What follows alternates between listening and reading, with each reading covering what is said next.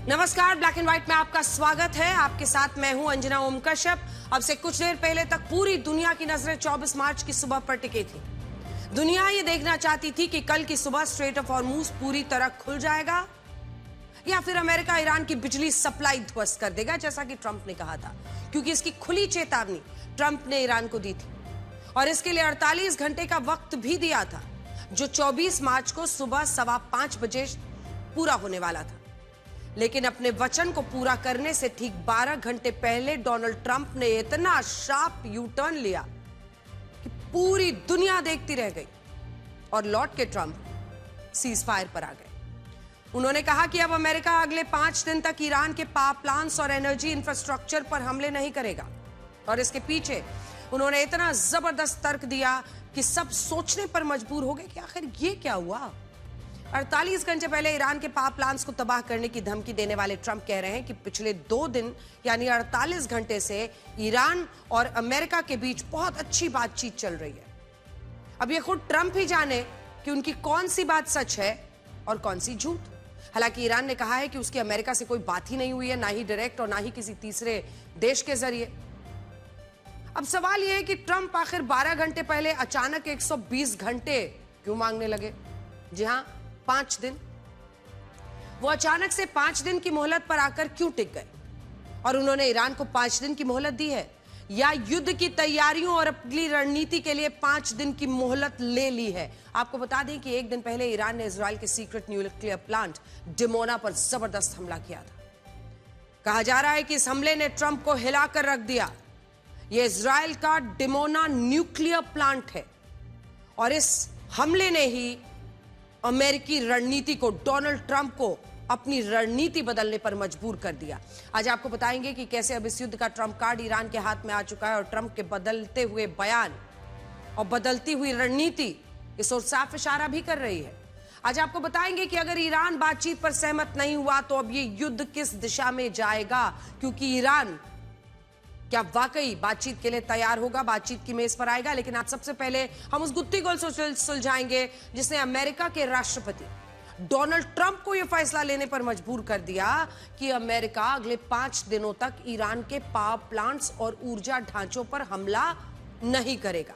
पिछले 24 दिनों से चल रहे इस युद्ध में यह पहली बार हुआ है जब अमेरिका की तरफ से तनाव को कम करने की कोशिश हुई और यह भी तब हुआ जब कुछ घंटे पहले तक राष्ट्रपति ट्रंप ईरान पर हमला करने की धमकी दे रहे थे और यह कह रहे थे कि वो ताकत के दम पर शांति लाना चाहते हैं। आज बड़ा सवाल यही है कि पिछले 24 घंटे में आखिर ऐसा हुआ क्या कि ईरान पर राष्ट्रपति ट्रंप की भाषा पूरी तरह बदल गई।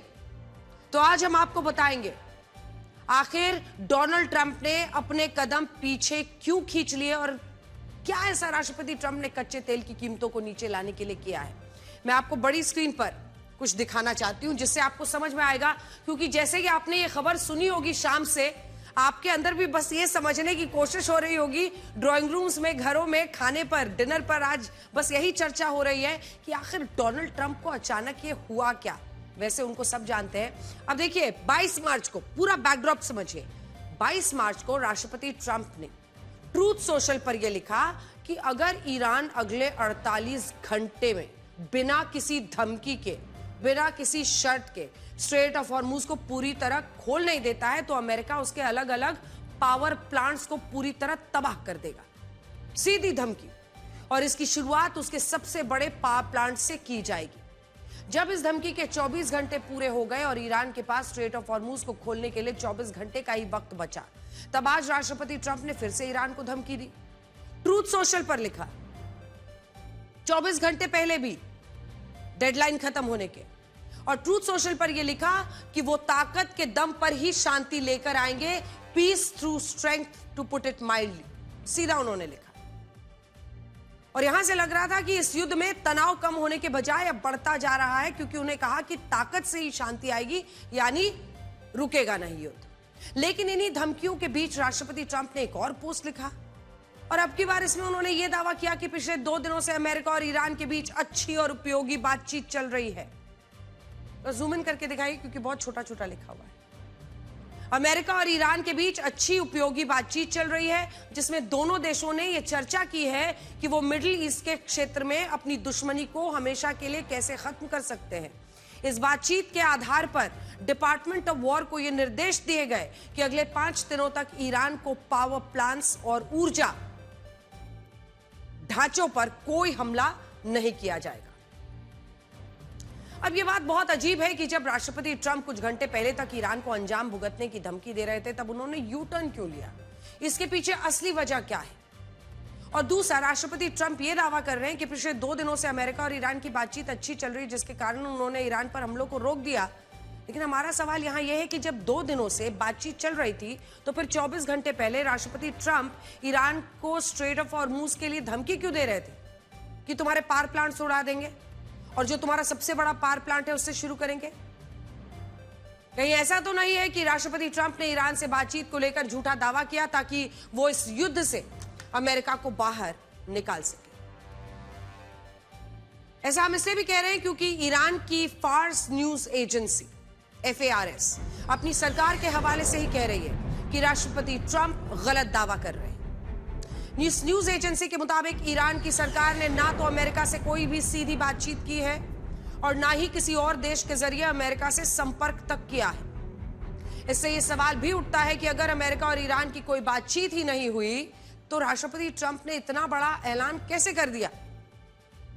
क्या ऐसा भी हो सकता है कि किसी और वजह से राष्ट्रपति ट्रंप से यह फैसला उन्होंने लिया हो और बाद में इसमें ईरान का नाम ले दिया, कहा कि ईरान बातचीत करना चाहता है, ईरान बातचीत के लिए बेताब है? यही नहीं, उनके जो करीबी कुछ मीडिया हाउसेस हैं, उन्होंने ये बताना शुरू कर दिया कि तुर्की, इजिप्ट और पाकिस्तान के जरिए बातचीत हो रही थी। देखिए, राष्ट्रपति ट्रंप दुनिया के इकलौते ऐसे नेता हैं जिनके दावों पर उनके अपने देश के लोग भी आसानी से विश्वास नहीं करते हैं। आप वॉशिंगटन पोस्ट की इस रिपोर्ट को देखिए, जिसमें यह लिखा है कि अपने पहले कार्यकाल में राष्ट्रपति ट्रंप ने 200 या 500 नहीं, बल्कि 30,573 झूठ बोले थे। और इस युद्ध में भी राष्ट्रपति ट्रंप कई बार अपने बयानों को बदल चुके हैं। अब एक व्यक्ति तो झूठ बोल ही रहा है, या तो डोनाल्ड ट्रंप या ईरान और ईरान के अब्बास अरागची, क्योंकि वो तो ईरान इनकार कर रहा है। इनकार का सारे सरकारी मीडिया कह रहा है कि किसी के जरिए बातचीत नहीं हो रही है। देखिए, पहले तो डोनाल्ड ट्रंप ये कह रहे थे कि अमेरिका ईरान के साथ कोई समझौता नहीं करेगा और ईरान को बिना शर्त सरेंडर करना ही होगा। और अब वो ये कह रहे हैं कि ईरान से बातचीत अच्छी चल रही है और अगर ये आगे भी इसी तरह जारी रहती है तो अमेरिका ईरान पर हमले नहीं करेगा। ये दुनिया के इतिहास में शायद पहली बार हो रहा है जब जिस देश से अमेरिका की बातचीत हो रही है वही देश इसके बारे में कुछ नहीं जानता, वो इससे इनकार कर रहा है। और राष्ट्रपति ट्रंप इसे लेकर दावे पर दावे किए जा रहे हैं। फॉक्स न्यूज के मुताबिक राष्ट्रपति ट्रंप ने यह बताया है कि रविवार रात को जैरेड कुशनर और स्टीव विटकॉफ, जैरेड कुशनर जानते हैं आप, डोनाल्ड ट्रंप के दामाद हैं और आजकल इंटरनेशनल पीस ब्रोकिंग में, मतलब जब रशिया में भी हम लोग व्लादिमीर पुतिन की बातचीत कर रहे थे, इंटरव्यू करने गए थे, तब भी यही जैरेड कुशनर और स्टीव विटकॉफ पुतिन से बात करने आए थे। और अब वही डोनाल्ड ट्रंप के दामाद और उनके पीस एनवॉय स्टीव विटकॉफ ने उनकी तरफ से ईरान से बातचीत की है और अब ईरान अमेरिका के साथ समझौता करना चाहता है और यह समझौता अगले 5 दिनों में या उससे पहले भी हो सकता है। इस पर अमेरिका के एक्सियोस और CNN ने भी एक रिपोर्ट में यह दावा किया है कि तुर्की, इजिप्ट और पाकिस्तान ने ईरान और अमेरिका के बीच मध्यस्थता कराई है और जिसमें ईरान की तरफ से उसके विदेश मंत्री अब्बास अरागची और ईरान की संसद के स्पीकर मोहम्मद बगैर गालिबफ शामिल रहे। हालांकि ईरान ऐसी किसी भी रिपोर्ट को मानने के लिए तैयार ही नहीं है। वो एक्सियोस की रिपोर्ट को फेक न्यूज कह रहा है। ईरान का साफ कहना है कि उसकी अमेरिका से डायरेक्ट या इनडायरेक्ट कोई बातचीत नहीं हुई है और राष्ट्रपति ट्रंप पीछे हट रहे हैं, इसलिए वो झूठ का सहारा ले रहे हैं। जबकि राष्ट्रपति ट्रंप ने भी इन आरोपों पर सफाई दी है। उनका कहना है कि अमेरिका की बातचीत ईरान के एक शीर्ष नेता से चल रही है, लेकिन वो नेता सुप्रीम लीडर मुश्तबा खामेनेई नहीं है।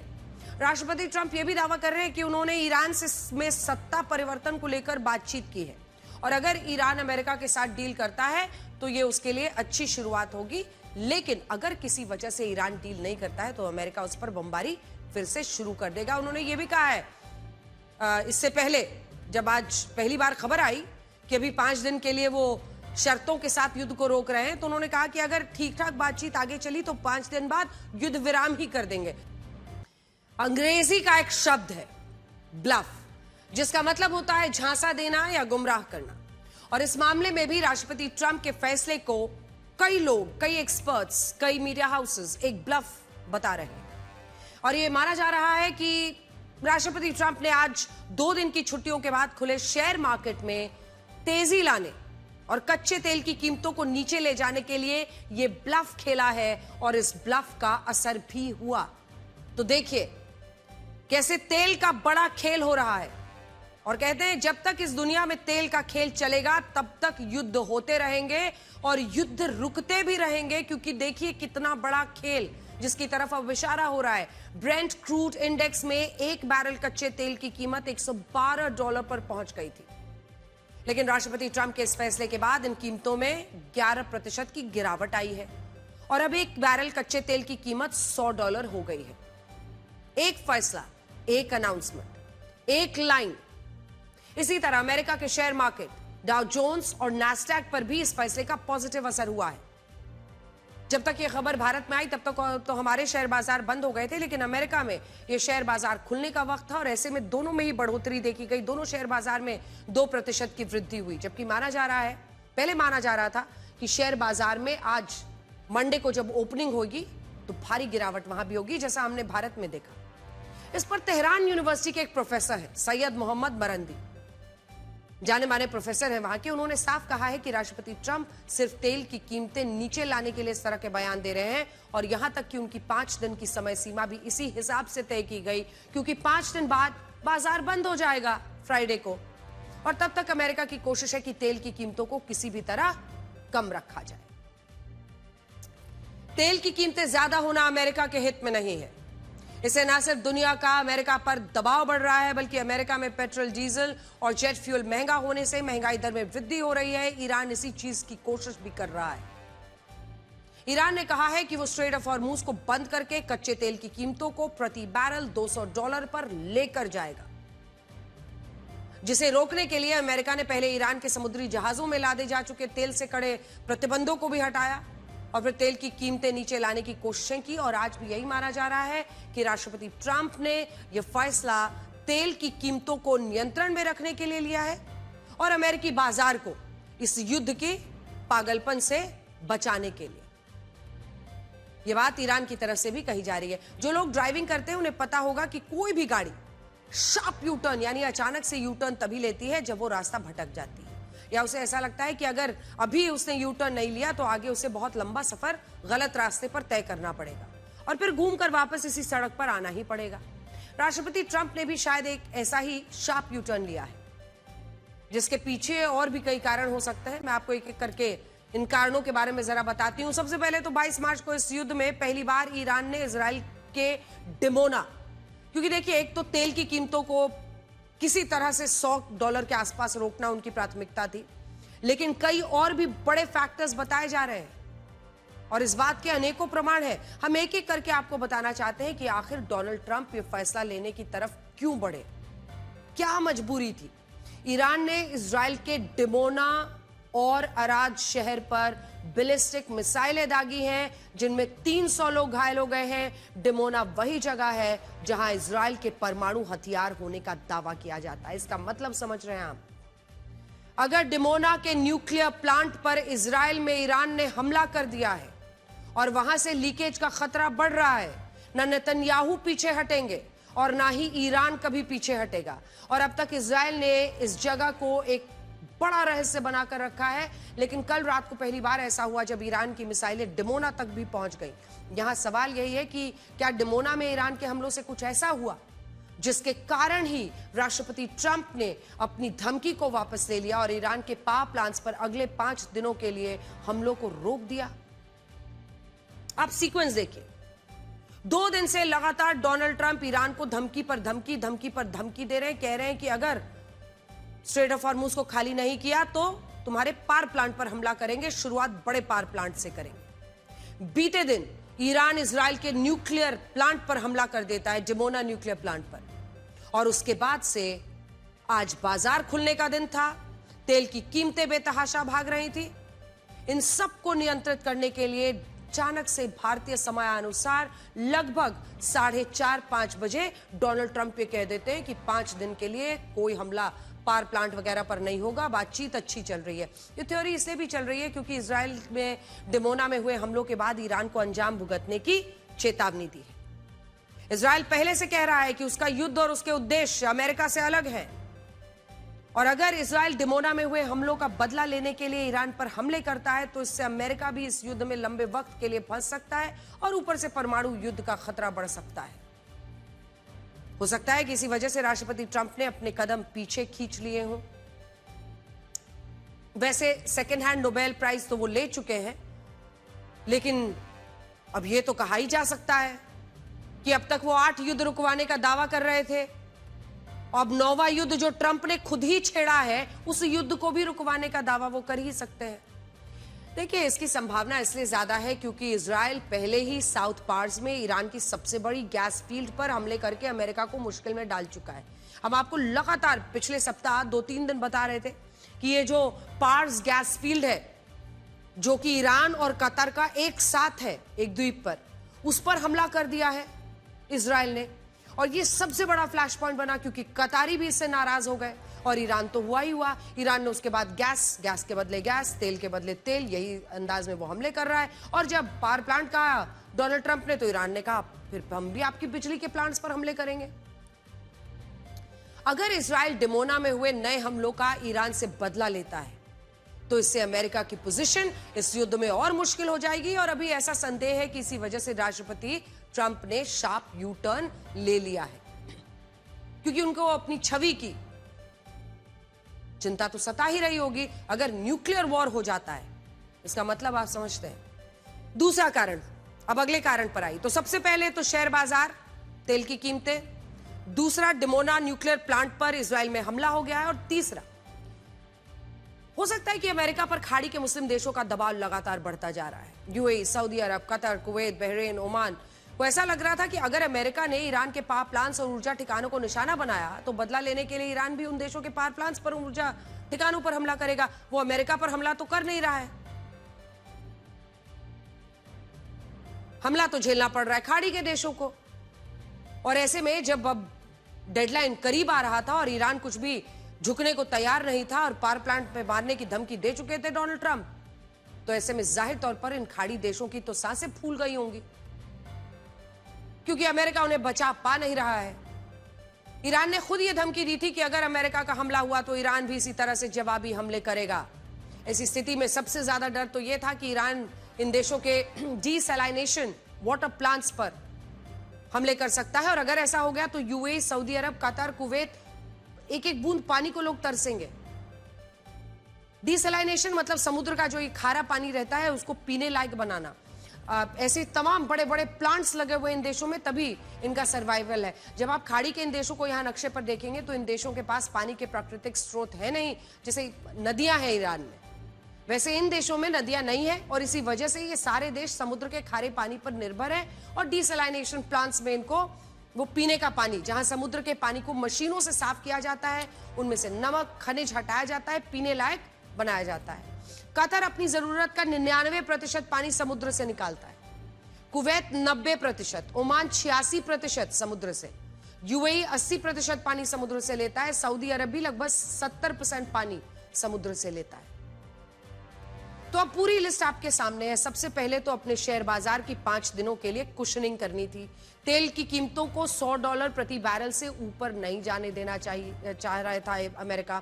तीसरा, वो डिमोना न्यूक्लियर प्लांट पर इजराइल में हमला हो गया, माना जा रहा है कोई लीकेज या कोई ऐसा बड़ा खतरा तो नहीं दिख रहा था कि ये न्यूक्लियर वॉर बन जाए। चौथा, अगर पावर प्लांट के बदले पावर प्लांट पर हमला होगा तो खाड़ी देशों में होगा, अमेरिका तक तो मिसाइल्स जाएंगी नहीं ईरान की। ऐसे में खाड़ी देशों का जबरदस्त दबाव कि अगर हमारे पावर प्लांट्स पर हमला कर दिया, अगर हमारे पानी साफ, खारा पानी को पीने लायक बनाने वाले जो डीसैलिनेशन प्लांट्स है उस पर हमला कर दिया तो हम जाएंगे कहां। अब मान लीजिए कल को अमेरिका ईरान के ऊर्जा ढांचों को निशाना बना दे, इसके पलटवार में ईरान भी इन देशों के डीसैलिनेशन वाटर प्लांट्स पर हमला कर देता, तो ऐसी स्थिति में ये देश समुद्र के खारी पानी को साफ नहीं कर पाते, इनकी जनता बूंद बूंद पानी को तरसती, और इससे अमेरिका और इजराइल का तो कुछ नहीं बिगड़ेगा। लेकिन खाड़ी के ये मुस्लिम देश बहुत बड़े संकट में फंस जाते हैं, और ऐसा ना हो इसीलिए हो सकता है खाड़ी देशों ने अमेरिका पर दबाव बनाया, राष्ट्रपति ट्रंप को यह हमले रोकने का ऐलान करना पड़ा।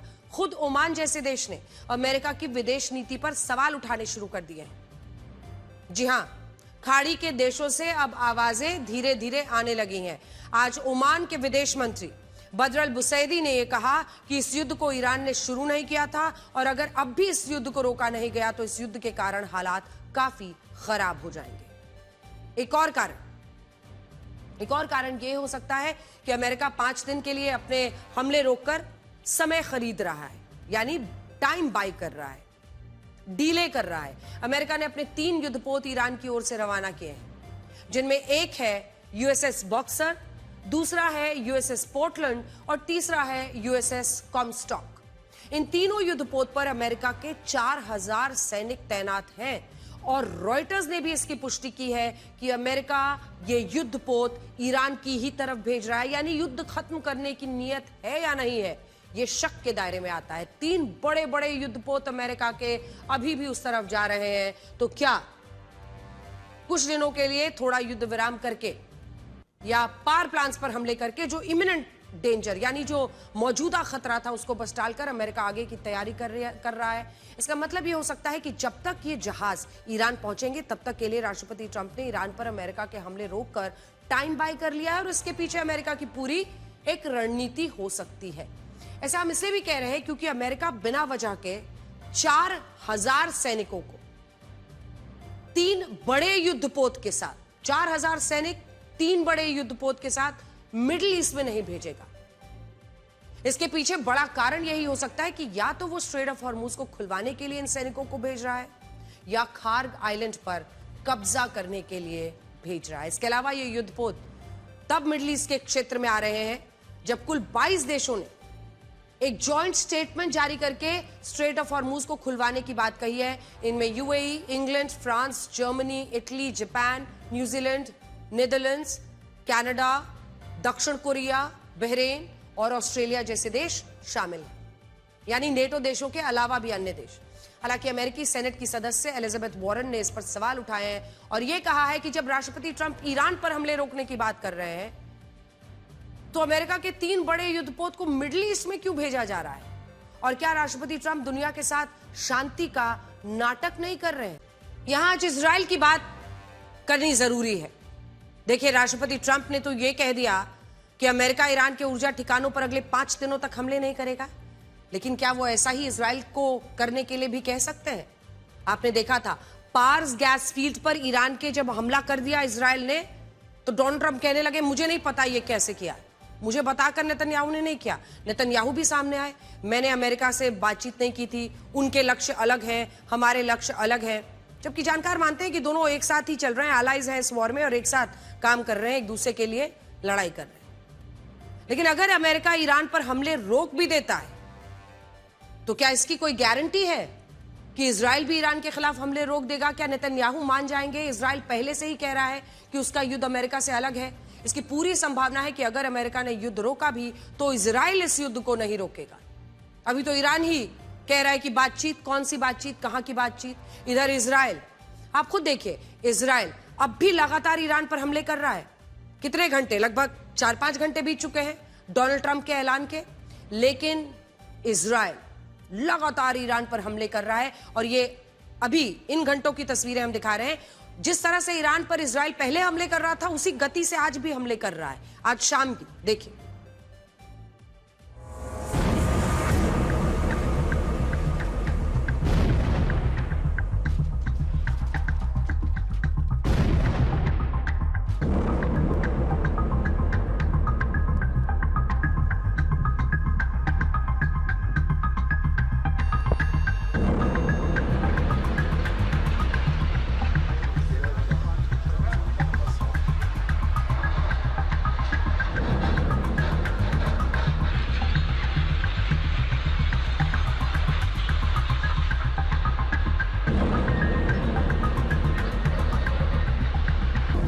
I don't know where.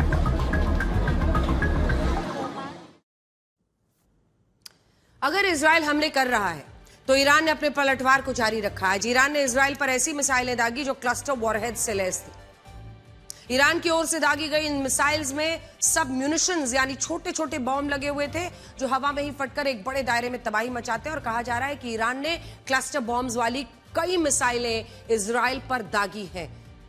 तो ईरान भी नहीं रुक रहा, ना इजराइल रुक रहा है, बस डोनाल्ड ट्रंप ऐलान कर रहे हैं। इसके अलावा ईरान ने सऊदी अरब में अमेरिका के प्रिंस सुल्तान एयरबेस पर हमले का दावा किया है और यह कहा है कि उसने इस ऑपरेशन में अपनी आधुनिक तकनीक और नई नई मिसाइलों का इस्तेमाल किया है।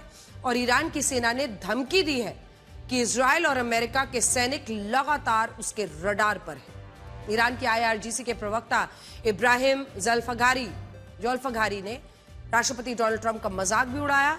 उन्होंने अंग्रेजी भाषा में तंज कसते हुए राष्ट्रपति ट्रंप के मशहूर रियलिटी शो द अप्रेंटिस के मशहूर डायलॉग का इस्तेमाल किया और कहा, हे ट्रंप, यू आर फायर्ड। तो एक तो मिसाइल और ड्रोन युद्ध के मैदान में चलते हैं और दूसरा ये वाक युद्ध होता है। इसके अलावा ईरान के सरकारी media Islamic Republic of Iran broadcasting ने एक वीडियो जारी किया जिसमें पहाड़ों के नीचे छिपी मिसाइलों का भंडार दिख रहा है। और इस वीडियो के जरिए ईरान ने यह बताने की कोशिश की है कि उसकी मिसाइलें खत्म नहीं हुई हैं और अभी तो उसने सिर्फ ट्रेलर दिखाया है, लेकिन आगे वो अपने हमलों की गति और बढ़ा सकता है। ये वीडियो देखिए जरा।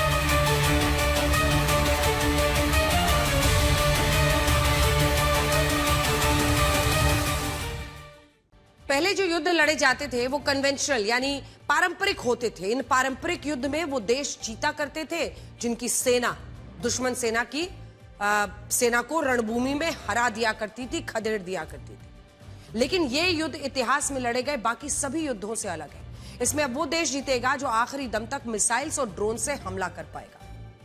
जीत तय भी हो पाएगी या नहीं कहना मुश्किल है। अगर ईरान के मिसाइल्स और ड्रोन्स पहले खत्म होते हैं तो ईरान इस युद्ध को हार जाएगा, लेकिन अगर ईरान टिका रहता है और इजराइल की मिसाइलें और इंटरसेप्टर्स पहले खत्म हो जाती हैं तो ईरान की बहुत बड़ी जीत होगी। और यही कारण है कि इजराइल का मीडिया ये दावा कर रहा है कि ईरान के मिसाइल्स और ड्रोन्स खत्म होने वाले हैं, जबकि ईरान का सरकारी मीडिया यह दावा कर रहा है कि इजराइल की मिसाइल्स और इंटरसेप्टर्स खत्म हो रहे हैं। लेकिन सच क्या है आज हम आपको वो भी बताना चाहते हैं कि इस युद्ध में आखिर कौन धुरंधर निकल रहा है और कौन पस्त पड़ रहा है। कल रात ईरान ने इजराइल के डिमोना और अराज शहर पर मिसाइलें दागी। जैसा कि हमने आपको बताया, इनमें 2 बैलिस्टिक मिसाइल्स के हमलों में लगभग 3 घंटे का अंतर था। 2 बैलिस्टिक मिसाइल्स, बीच में गैप 3 घंटे का।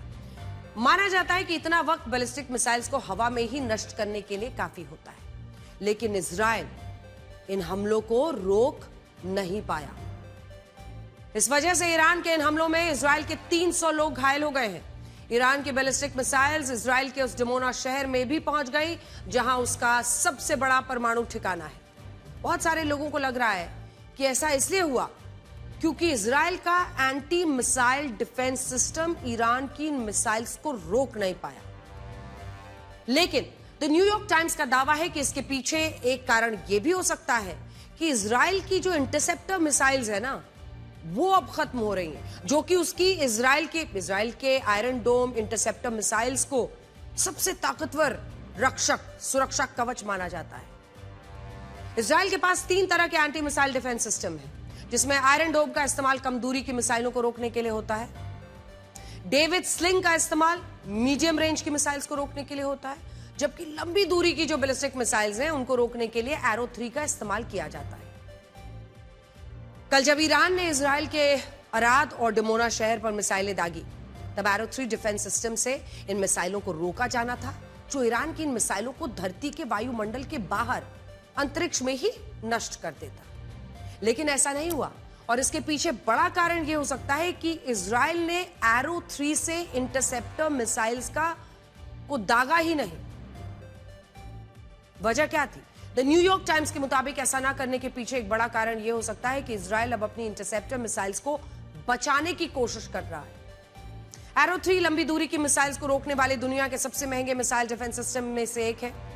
इसकी एक इंटरसेप्टर मिसाइल की कीमत 19 से 28 करोड़ रुपए तक है। इससे भी बड़ी बात यह है कि इन मिसाइलों को बनाने में वक्त ज्यादा लगता है। अमेरिका पूरे साल में ऐसी सिर्फ 24 मिसाइल्स बना पाता है और यही स्थिति इजराइल की है, जिसके कारण वो बहुत सोच समझकर अपनी ये जो इंटरसेप्टर मिसाइल्स है ना, बहुत सोच समझकर इसका इस्तेमाल करता है। हो सकता है कि इन मिसाइल्स में भी इजराइल ने अपनी मिसाइलें बचाने के लिए ईरान की मिसाइलों को हवा में नष्ट करने की कोशिश नहीं की और ये बात शायद ईरान भी समझ रहा है या भांप रहा है, और इसीलिए उसने इजराइल पर अपने हमलों को अचानक से बढ़ा दिया है। अब तक ईरान इजराइल पर 400 से ज्यादा बैलिस्टिक मिसाइल्स दाग चुका है, जिनमें 80 से ज्यादा मिसाइलें हाल के दिनों में दागी गई हैं। और इनमें भी अब ईरान इजराइल पर क्लस्टर मिसाइल से हमला कर रहा है। छोटे छोटे 80 छोटे छोटे बॉम्ब समझिए अपने साथ ले जा सकती है। अगर आप इस वीडियो को देखेंगे तो आपको समझ में आएगा कि ईरान इस वक्त इजराइल पर ताबड़तोड़ हमले कर रहा है और उसकी रणनीति भी यही है कि इजराइल की जो इंटरसेप्टर मिसाइल्स है उनको खत्म करा दिया जाए। समझ रहे हैं आप? मतलब एक के बाद एक हमले करके इंटरसेप्टर मिसाइल्स फायर करता रहे इजराइल, उसके इंटरसेप्टर मिसाइल्स खत्म करने की स्ट्रैटेजी पर ईरान चल रहा है। देखिए,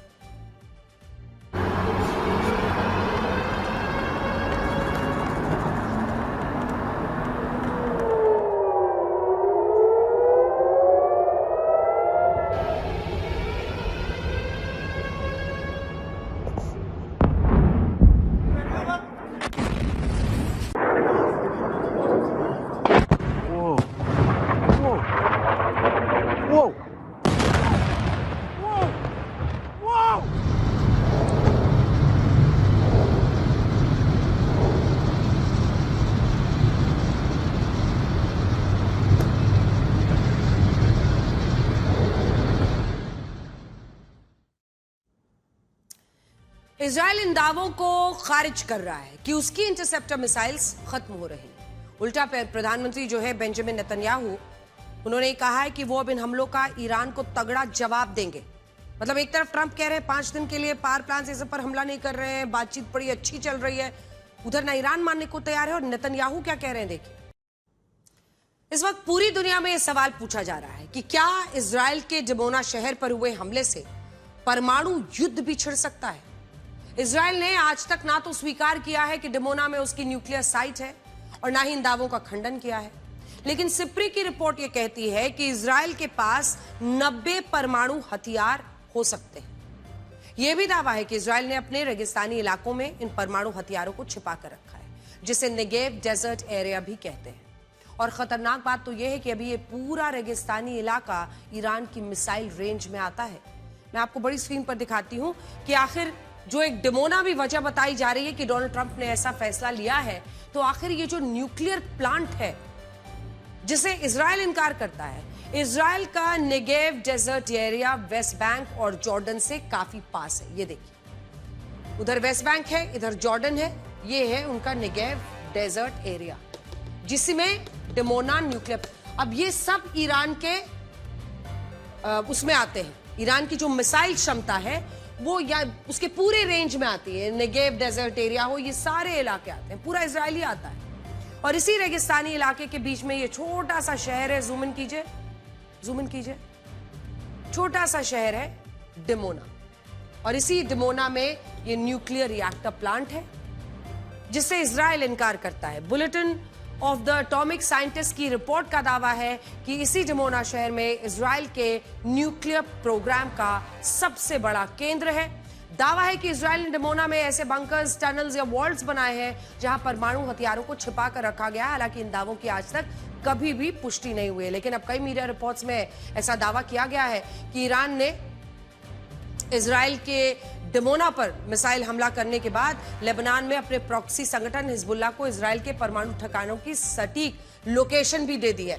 अब देखिए, डिमोना की जो दूरी है, ये अब आपको हम रेंज दिखा रहे हैं, पीछे में नहीं आ पाया था। ईरान यहां पर है और यहां पर जब आप इजराइल के इस हिस्से में आते हैं तो ये जो पूरा इलाका है डिमोना न्यूक्लियर रिएक्टर जिसमें कहा जा रहा है, ये जो डेजर्ट एरिया है, ये इधर वेस्ट बैंक के करीब है, इधर जॉर्डन के करीब है। ये रेंज जो है ना ईरान से 1600 किलोमीटर की दूरी है।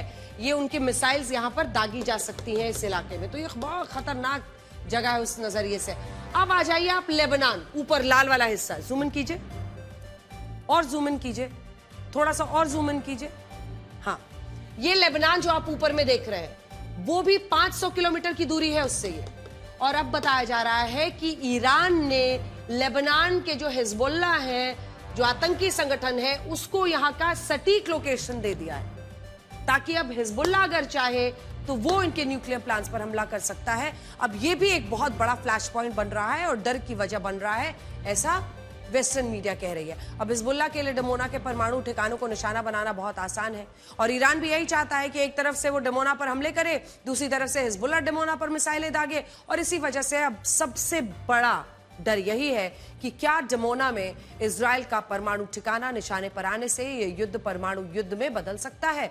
ऐसा हम इसलिए भी कह रहे हैं क्योंकि इजराइल को लेकर दावा किया जाता है कि वो युद्ध में कभी हार नहीं सकता और इसका कारण यह भी है कि वो एक खास तरह की डेटरेंस स्ट्रैटेजी को मानता है। इसे सैमसन ऑप्शन भी कहते हैं। सैमसन ऑप्शन क्या होता है? अगर इजराइल बुरी तरह हार रहा होगा और देश खत्म होने वाला हो, ऐसी नौबत आ जाए, कहते हैं उसका जो रेजिस्टेंस बार है वो बहुत नीचे है। इसके तहत अगर इजराइल को लगे कि वो युद्ध में बुरी तरह हार रहा है और एक देश के रूप में उसका बचना मुश्किल हो गया है, तो वो दुश्मन पर परमाणु हमला करके उसे पूरी तरह से खत्म कर सकता है। और अभी अल जजीरा से लेकर द गार्डियन की रिपोर्ट में इजराइल की न्यूक्लियर डॉक्ट्रिन को लेकर चिंता जताई जा रही है क्योंकि वो बार बार यही दावा कर रहे हैं कि इजराइल की न्यूक्लियर डॉक्ट्रिन यही है सैमसन ऑप्शन, कि अगर लगता है कि हम युद्ध हार रहे हैं तो मरता क्या ना करता, दीवार पर पूरी तरह से पुश होकर पहुंच जाने के बाद वो न्यूक्लियर जो पावर है उसका इस्तेमाल कर सकता है। अगली खबर लंदन से है जहां ईरान का समर्थन और यहूदियों से नफरत करने वाले 4 एम्बुलेंसेस को जलाते हुए नजर आए। इसकी वजह क्या थी कि सभी एम्बुलेंस यहूदी समुदाय से जुड़ी थी। यानी समझिए, युद्ध हो रहा है इजराइल अमेरिका एक तरफ और ईरान के बीच में, लेकिन दूर लंदन में ऐसे लोगों को खोजकर जो यहूदी एम्बुलेंस ओन करते थे, यानी ये एम्बुलेंसेस जो यहूदी जिनके मालिक थे उनको टारगेट किया जाता है। लंदन पुलिस के मुताबिक ये वारदात यहूदियों के प्रति नस्लीय भेदभाव करने वालों ने अंजाम दिया है। लंदन के गोल्डर्स ग्रीन इलाके में देर रात 3 बदमाशों ने यहूदियों के प्रति अपनी नस्लीय नफरत को दिखाते हुए उनसे जुड़ी 4 एम्बुलेंसेस में आग लगा दी।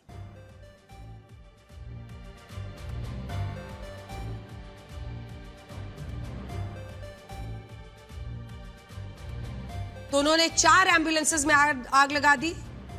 नकाब पहने 3 बदमाश आते हैं, उन्होंने एक के बाद एक 4 एम्बुलेंसेस को बारी बारी जला दिया। यह एम्बुलेंस हजोला नाम के एक एनजीओ की थी।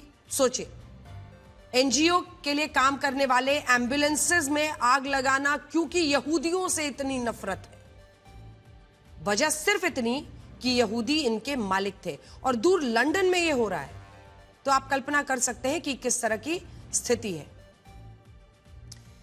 जरूरतमंद मरीजों के लिए जो उपलब्ध होते हैं एम्बुलेंसेस, इस एनजीओ को यहूदी समुदाय अपने पैसों से चलाता है और शायद इसीलिए यहूदियों से नफरत करने वाले लोगों ने उनकी एम्बुलेंस को ऐसे हालत में पहुंचा दिया। गनीमत रही कि इस वारदात में कोई घायल नहीं हुआ, लेकिन एम्बुलेंस में मौजूद सिलेंडर में ब्लास्ट की वजह से आसपास के घरों की खिड़कियां चटक गईं।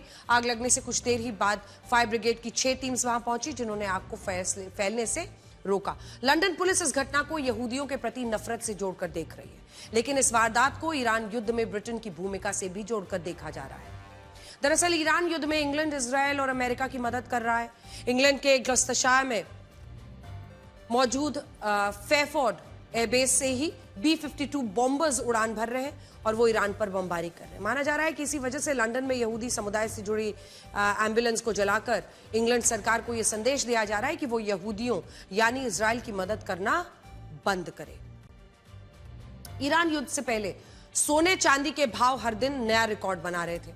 अब आइए सीधे हमारी जेब पर, हमारे बाजार पर, हमारे सोने की कीमतों पर, चांदी की कीमतों पर। सोना चांदी के भाव की तेजी देखकर लोगों ने अंदाजा लगा लिया था कि युद्ध होने वाला है, लेकिन अब जब युद्ध को 23 दिन हो चुके हैं तो सोना चांदी के भाव बढ़ने के बजाय कम होते जा रहे हैं। आमतौर पर माना जाता है कि युद्ध होता है तो सोना चांदी सबके भाव बढ़ते हैं, लेकिन ईरान युद्ध में ठीक उल्टा हो रहा है। सोना चांदी के भाव गिरते जा रहे हैं।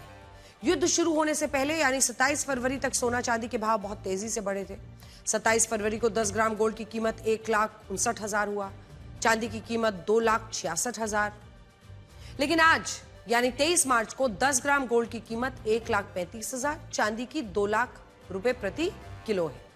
यानी पिछले 24 दिन में सोना की कीमतों में 15%, चांदी की कीमतों में 25% की गिरावट आई, जबकि युद्ध से पहले सोने की कीमत 1,66,000 तक पहुंच गई थी और चांदी 2,90,000।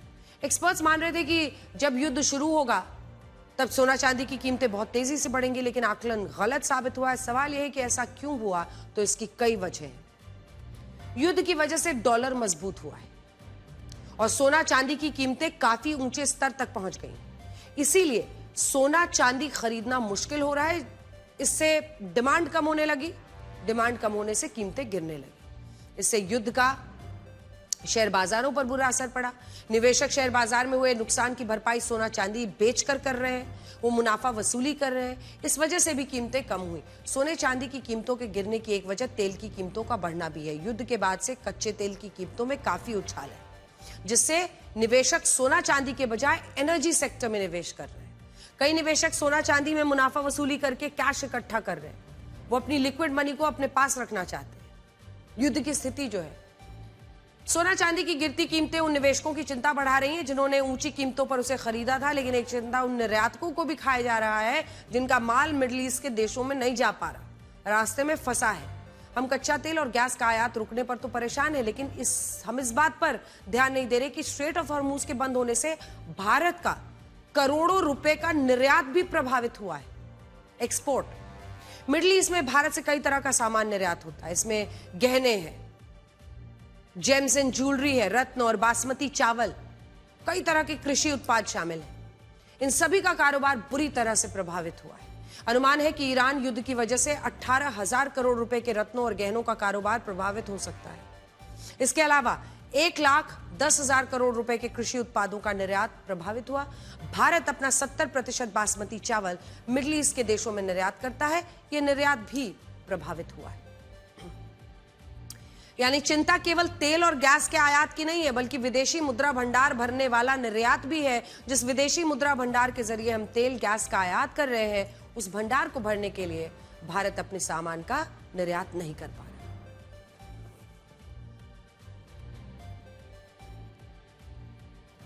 आज प्रधानमंत्री नरेंद्र मोदी ने भी ईरान युद्ध को देखते हुए देश के लोगों को कोविड की तरह तैयार रहने और संयम बरतने की अपील की। उनका कहना था कि युद्ध की वजह से दूरगामी असर पड़ सकते हैं, इसलिए चुनौतियों के लिए तैयार रहना होगा। इस युद्ध के कारण दुनिया में जो कठिन हालात बने हैं, उनका प्रभाव लंबे समय तक बने रहने की आशंका है।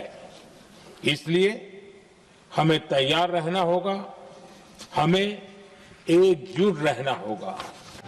हम कोरोना के समय भी एकजुटता से ऐसी चुनौतियों का सामना कर चुके हैं। अब हमें फिर से उसी तरह तैयार रहने की आवश्यकता है। तो आज के लिए ब्लैक एंड व्हाइट में इतना ही। अब आपसे हमारी अगली मुलाकात होगी कल रात 9 बजे। खुश रहिए, स्वस्थ रहिए और सुरक्षित रहिए, और उसे मत तलाशिए जो आपकी सारी समस्याएं हल कर दे।